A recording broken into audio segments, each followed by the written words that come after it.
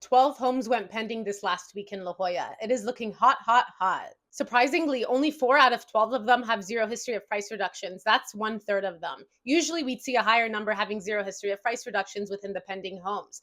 This means the buyers are responding to your reductions. I'm not surprised that the $3 million range made up the bulk of the pending homes this last week at 4, so that's one third of them. The $6 million range came in at second place. There was 3 homes out of the total 12, one fourth of them in that range. So $6 million range sellers, the buyers are here. One of those pending homes in the $6 million range was resurrected. It was withdrawn off market, but then it came back on in pending status. It's in Lower Hermosa. Let's talk about it. So it's an original 1940s home that does need some work on a 0.23-acre lot on Avenida Cresta in Lower Hermosa. It's in a prime location located just steps from the water, and it does have ocean views, not as expansive, and neighborhood views. The home has one history of price reductions, originally listed at $6.5 million, reduced down to $6.295 million. Then it was withdrawn off the market for about 3 weeks until it went pending on the 27th, and then it closed for just $10,000 under latest list price. It closed for $6.285 million.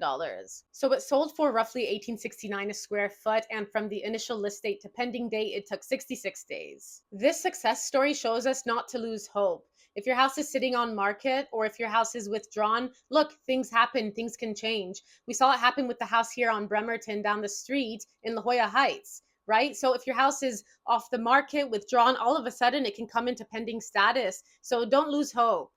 We had 2 homes go pending last week above the $9 million range. If you remember, I had mentioned them in my video last week. So the first one was Idle Hour in the $10 million range, and then we had Spindrift, the waterfront one, $16 million. We had quite a bit of price reductions this last week at 15, where the week before that we had 6 price reductions. So the sellers are continuing to adjust their pricing.